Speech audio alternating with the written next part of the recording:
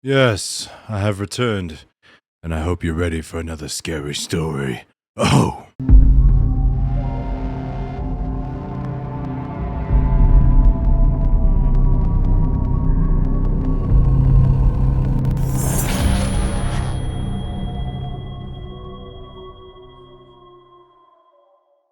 Oh, not educated now, auto the internet. Welcome back to another episode of Shanclen Shadow Productions for you. And you over there, I got two cameras. I'm gonna utilize it. I'm gonna use it. Anyways, yeah, before we hop into the story here, be sure to like, share, and subscribe if you guys enjoy the content here at Shanclen Shadow Productions. Now, the story that I'm going to be telling you is going to go back to one of my days when I was an assistant to an Atali and medicine man.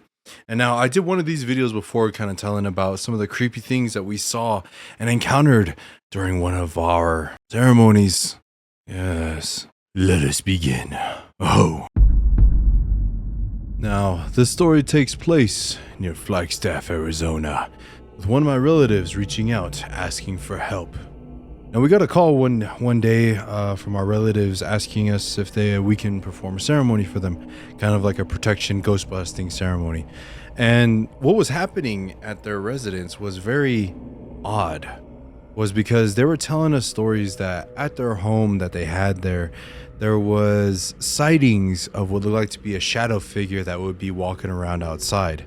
Now, the family that requested for help was they were a traditional family, so they had their normal protections, like they burned cedar, they burned sweetgrass, they had ash and tish, they knew how to pray, so they already had a pretty good foundation. And normally when it comes to things that go beyond that and they can actually kind of still mess with you even though you still do that, that's kind of when you call upon a Hatali to be able to come and assist you and help you out. And for those of you who do not know, Hatali is a medicine man in Navajo. So we were called out there because they were having sightings of a shadow being that was outside of their home.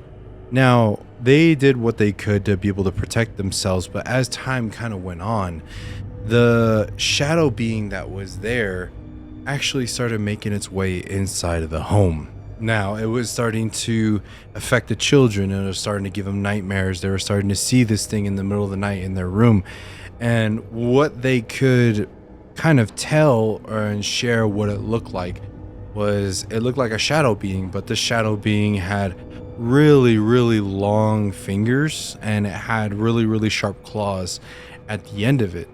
And the thing that was very interesting about their description was they said that it was their dad. They said that it was their mom, that it was that was affecting them. And that thing was standing in the corner, and it had but it did not it had their face, but it did not match their body. So we're like, okay, so this first off sounds like a shadow being. But normally when it comes to a shadow being, they don't really have facial features, I guess you can say. So this is a being more so of a shadow itself. It's of a shadow being itself that's more so of its natural base element, I guess you can say. So we're just like, okay, so let's go ahead and we'll go ahead and make our way out there. It's kind of like an emergency thing because the night prior, that thing actually touched the sun and freaked him out so bad that they just ended up calling us, and more so one of those emergency ceremonies kind of thing. So this took place, I would have to say, around November time of the year. It was kind of cold, and by the time we got there, we normally do our ceremonies at night. And I remember seeing one of the comments, why do we perform our ceremonies at night? Well, spirits, more so the darker ones, kind of only come out at night because they can handle the power of the sun, but it's a lot easier to kind of sneak around at night and do things when the sun god is not looking. So spirits, yeah, there are spirits during the day and stuff like that. They can do stuff like that, but more so it's easier to navigate and move around at nighttime. Plus, when we do our ceremonies, we call upon a lot of spirits that only dwell in the nighttime too. So that's why we do like our ceremonies at night. Sometimes they can happen during the day if it's like an emergency kind of thing, but primarily nighttime. So we arrived at the property. Like I said, it's winter time when we did this ceremony, and The sun was already going down. It was around 6 o'clock at night in the evening. And I just remember it's kind of like a foresty area. We're pulling up in our vehicle, and they already had the fire started, which was really good. And whenever you kind of, actually, I'm not going to go into that as far as for like the structure of the ceremony of how it actually goes to kind of keep it sacred and everything. But we enter in the home, and we immediately feel kind of like a dark shadow, a dark presence kind of throughout the house and over the family. You know, shake hands with the family, say hi, hello, and you can kind of just feel it on them, that like that nervousness, that eeriness is kind of around. And the little boy that was there, he was scared of us. He was because we were there, and he went through like a really traumatic experience the night before. And we did our best to just hug him, you know, like he started talking about what he saw. And so the family gave us some food to eat real quick, and then we began the ceremony. So turned off all the lights, got everything ready, and the moon was kind of shining out that evening. So we were in their living room, had the ceremony altar all set up, and the family members were all there. And I remember I was sitting there partaking of tobacco, getting ready. And the family begins to tell us that, you know, that this thing started progressively getting worse. It started to make its way into the home to where now it's actually able to kind of touch the children now and freak them out and grab them and shake them and stuff. And so that right there, kind of as they were telling the story, I remember the layout of the home. It was inside, we were in the living room, and they had a kitchen kind of like straight back, and then it led down a hallway where the rooms were and stuff. And then you come into this left, the right side over here, you come in your living room, kitchen, and then like a little bit past the front door, it goes down a hallway to the rooms. And there was a back door to the right of the kitchen over there, and it had a window. So the moon was kind of illuminating through there, which was good because we were able to kind of call upon the moon spirits to be able to assist us for the ceremony too. And to kind of give you guys a little bit of a layout that's there, and all you can really see is just that light of the moon that's coming there, and then some of the charcoal that we had right there too was illuminating that.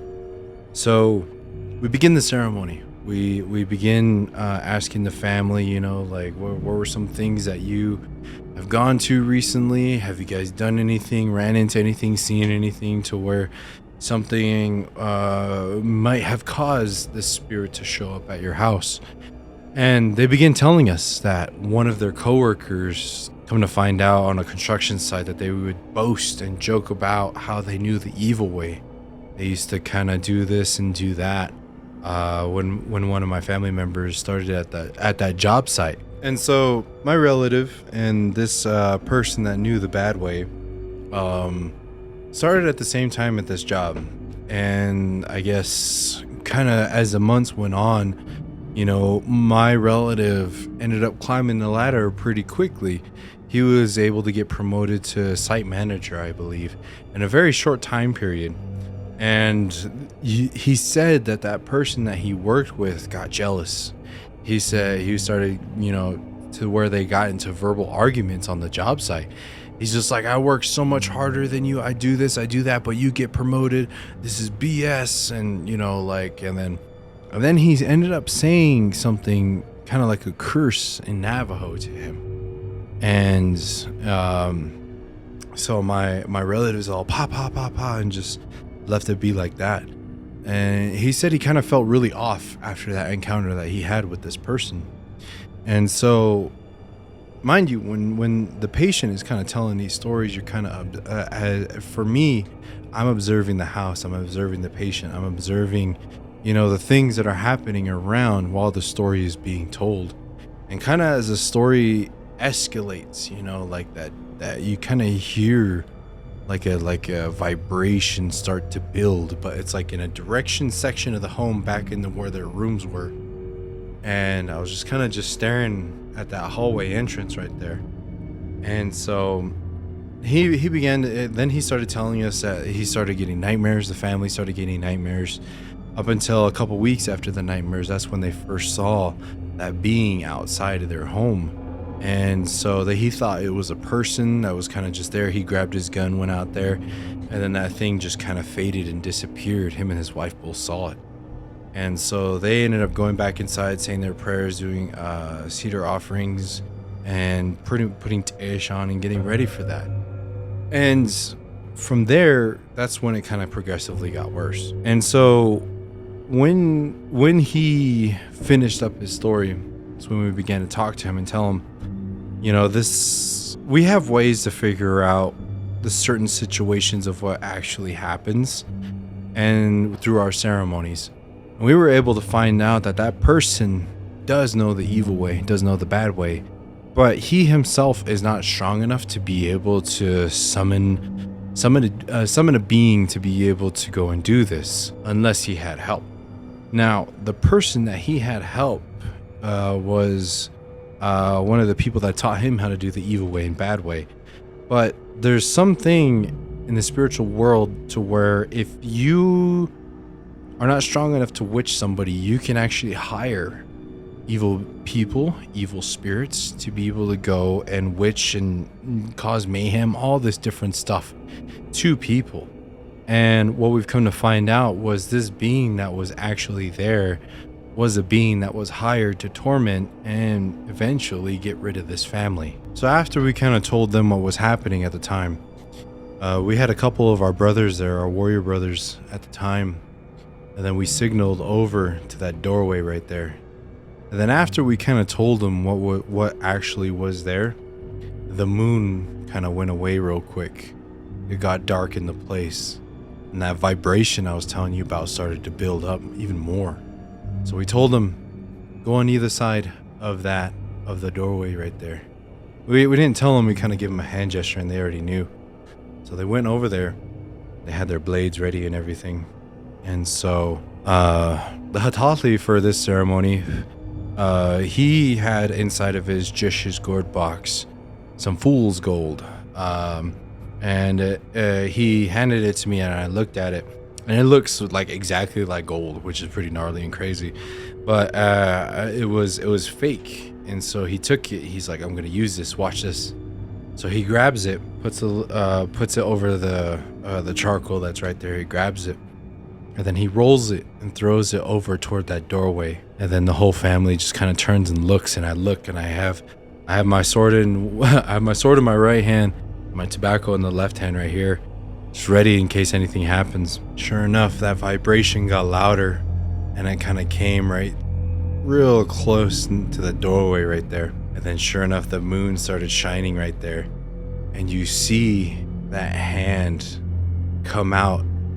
And when it was going to start to go and grab that pyrite that's right there. But its arm wasn't long enough, so its head peeked out just enough to where the moonlight illuminated his face. And sure enough, it was the father's face that was right there. But then we started speaking with it, and then it turned and looked, and then it went it twisted its neck, and then it turned into the mother's face, and she was sitting right there too. She kind of gasped and freaked out. But then we started talking to it, and then it started twitching its neck more, and then it just started going through more faces, and the people we'd even know. And so we asked it, what are you doing here? Why are you affecting this family? And then we were like, we'll pay you for information and answers. That's probably more than what you got paid for this job, isn't it? And he said, he was speaking the spiritual language, but translated out, he said,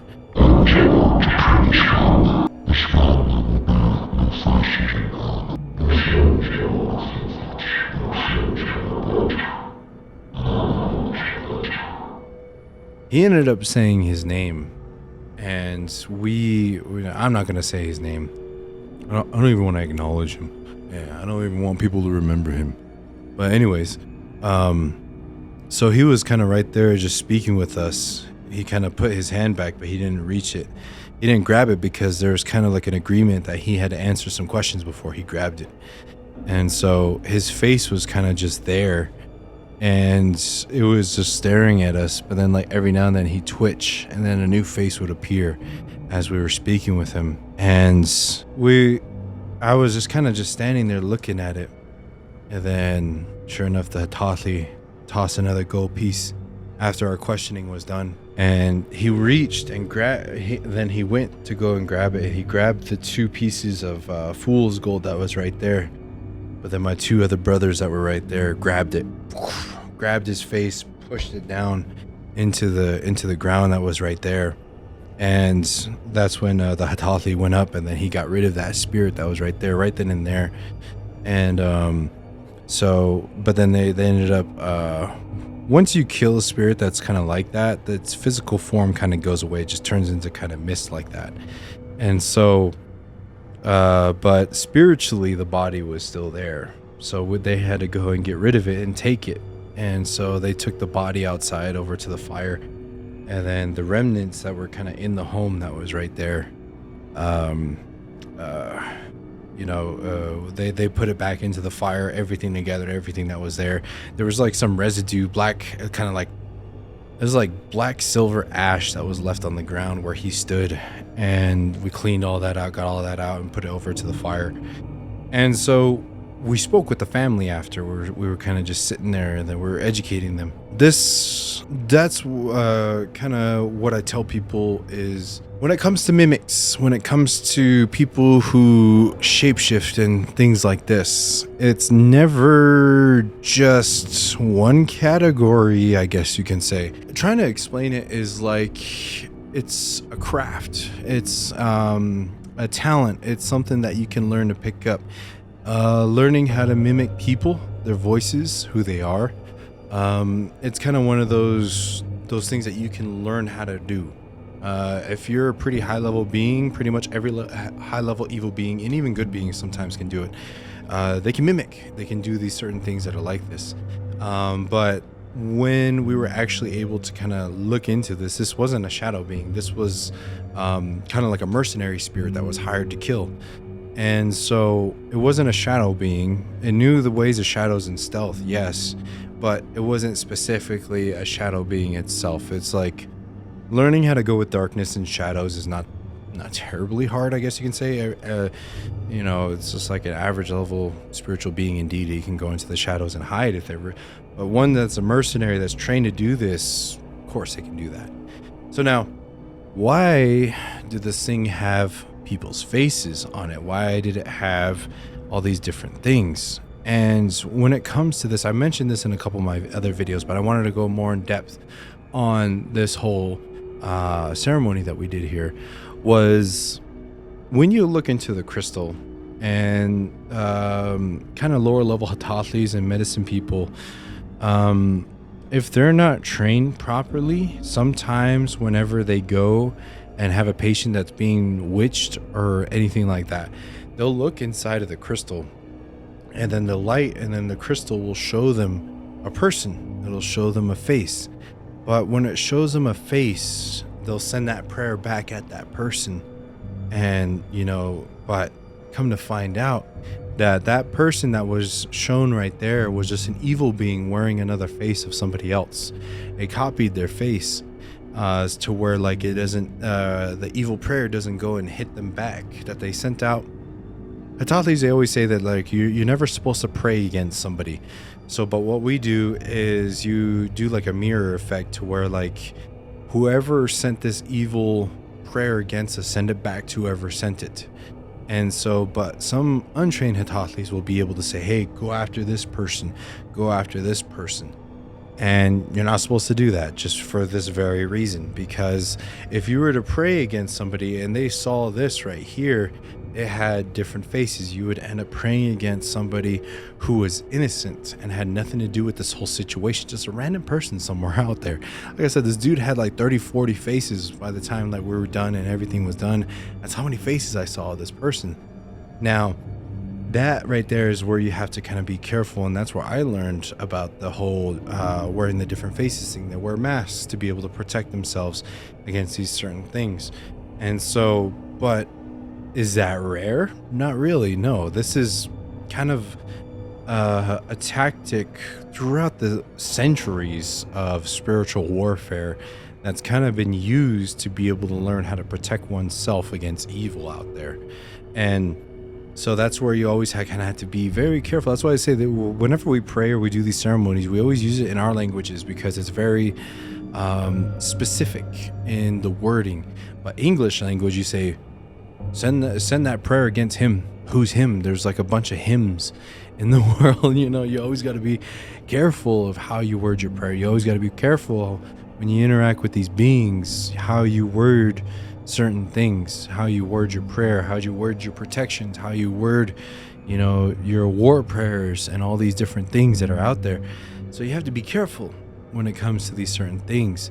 And so we were able to get rid of that being, and then that's where you use our weapons, our swords and stuff like that, because like when it comes to like our getting rid of spirits and stuff like that, we don't just banish them. Shoot, man, if you banish a spirit and he's I send you back to hell, I send you to hell, I banish you to hell, and then that's where they came from. He comes down, he's gonna look around and be like, well, devil's gonna look at him like, well, you got sent back, huh? He's like, yeah. He's like, all right, we'll go out there again and go do it again. If an evil spirit has the intention to kill, you as a protector have the right natural law to defend yourself and the family right there. So that's where a lot of people will say like, oh, why do you have swords and all these different things? Because like we don't banish spirits, we get rid of them, evil spirits, and just so they don't come back for that very reason. And other Hatathlis, they call upon spirits to do it for them, but if you're not of able body, yeah, you can go ahead and do that.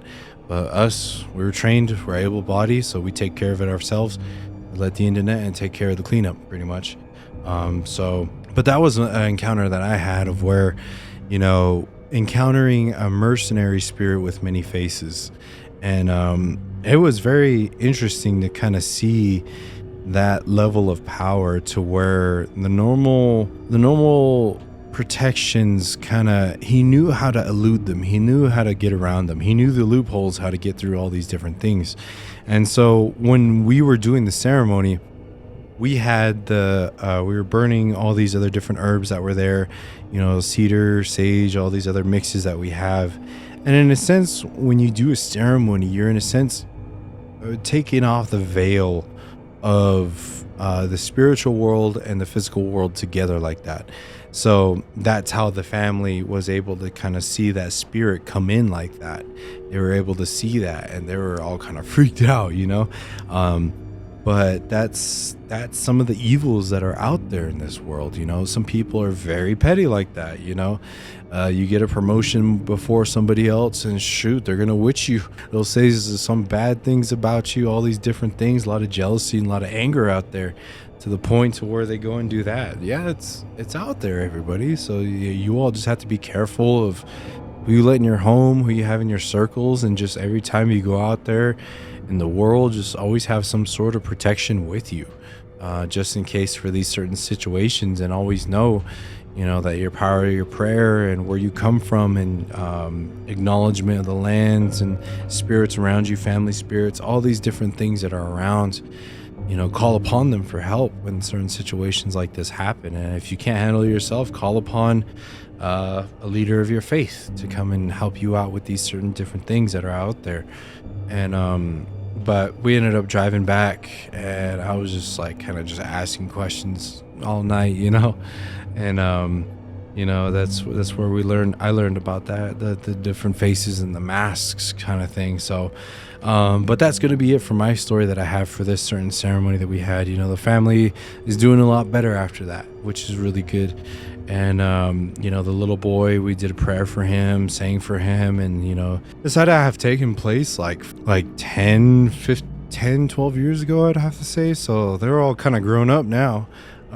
It's pretty cool to see that. But the teachings that you run into in some of these ceremonies is always kind of different when you run into these certain beings and deities that are out there. So just be careful out there, everybody. And kind of some updates for the channel. I first off, I just want to say I'm sorry. Last week I did say that we were going to go back on the normal schedule this week, but unexpectedly, I ended up going up to South Dakota for a ceremony too. It was a really good 4-day ceremony in the Lakota Nations. The ceremony we're doing ever since I was a little kid. I was gone for a little while just because of work and life and everything. I wasn't able to make it up there for the past couple of years. But this year I actually had some free time. So it was good to see all my Lakota relatives out there for that ceremony. And look forward to going out there next year again. Happy New Year, everybody. And yeah, so I'm back now. There's going to be more content coming on this channel back again. And then also Shanclen Shadow Lodge, there's going to be more content coming on there as well. So stay tuned, everybody. And if you are not following my Instagram, my new one, you can go and follow me at Clen Warrior SSP, Clen_Warrior _SSP on Instagram for all my daily shenanigans. I'm trying to build that back up again. But you can also follow me on TikTok. If you guys have any creepy stories you'd like to send me, go and email me at ShanclenShadowProductions@gmail.com. And then you could also follow me on TikTok, send me some videos that are very creepy for me to react to for this upcoming Wednesday's episode, which is going to be really cool. So you all stay tuned. And again, I can't thank you all so much for your patience. I can't thank you for everybody for supporting the channel for this long.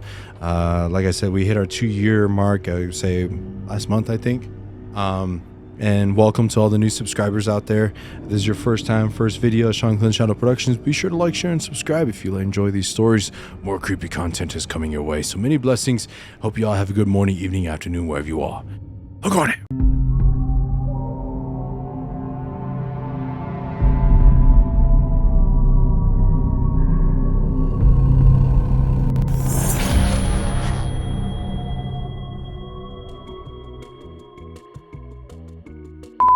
I can't wait for fall season. It's hot in Arizona. It's hot. I got like 3 fans going right here because these lights are hot. Ayoda Stewie. Time to get this episode edited and uploaded for you. And you. Yes, you.